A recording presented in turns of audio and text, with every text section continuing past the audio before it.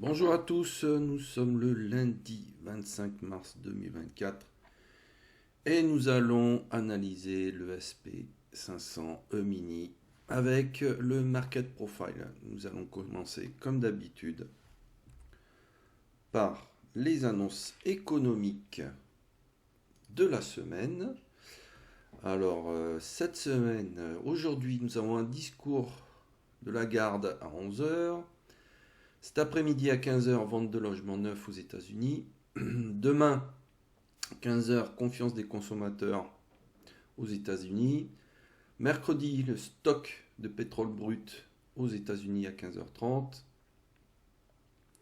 Jeudi, à 8 heures, le PIB en Angleterre. Évolution du nombre de chômeurs à 9h55 en Allemagne.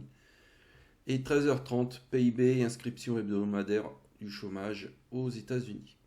Vendredi c'est la journée, une journée fériée. Vous voyez ici tous les pays concernés.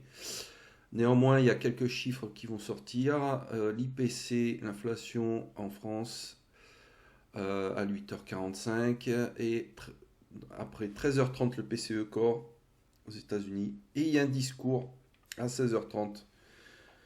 Discours de Powell, le président de la Fed. Nous revenons pour aujourd'hui. Donc aujourd'hui, pas grand chose. À 11 heures, un discours de Lagarde, de la BCE, donc comme j'ai dit précédemment. Ensuite, nous passons à 15 heures. Non, 13 heures, permis de construire. Les permis de construire, discours d'un membre de la FOMC, qui fait partie de la Fed, 13h25. 13h30 de une petite annonce aux États-Unis. À 15h, vente de logements neufs aux États-Unis. Ensuite, on passe à 15h30, deux petites annonces avec un discours d'un membre de la Fed. Et ensuite, ben voilà, la journée est pliée. Au niveau du VIX, on en est où? Le VIX est à 15,60. Donc il a rabaissé, il était monté à 15,68, il est venu, il est descendu, il est passé en dessous des 15. Voilà, au niveau des dates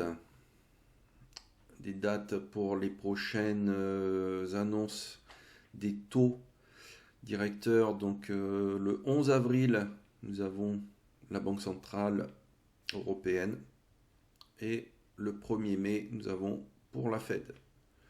Voilà pour les annonces économiques. Ici, nous revenons sur notre market profile. On passe en weekly. N'oubliez pas de placer vos zones. Voilà, actuellement, nous ouvrons dans la zone de la value area de la semaine dernière. Là où il a clôturé, donc il y a de fortes chances que ça reste là-dedans pour aujourd'hui. Pas mal de volume à clôturer ici, vous voyez. Voilà.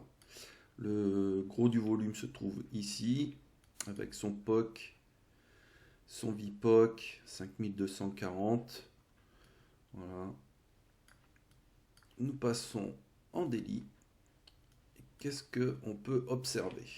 Alors, on va splitter ça. Voilà.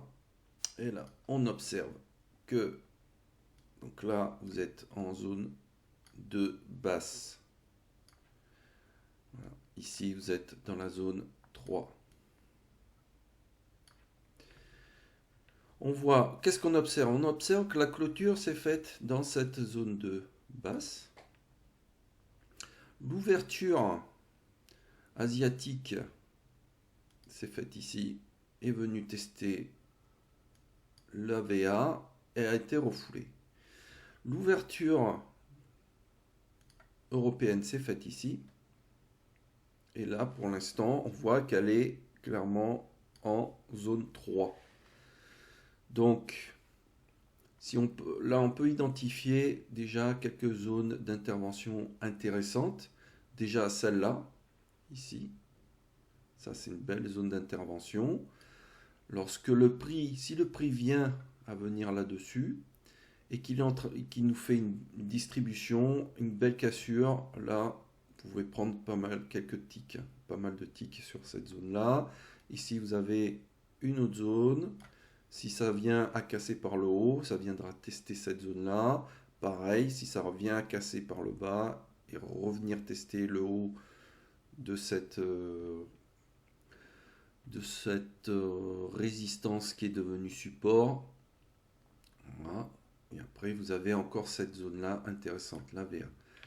En bas, vous avez la VA ici, intéressante.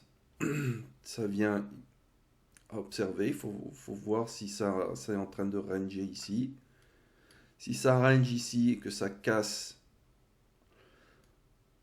vraiment de façon significative, prendre quelques ticks et au maximum pour venir dans un premier temps jusqu'à ce niveau de la VVA à 5276.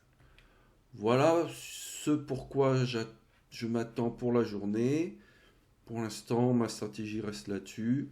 Tracez bien vos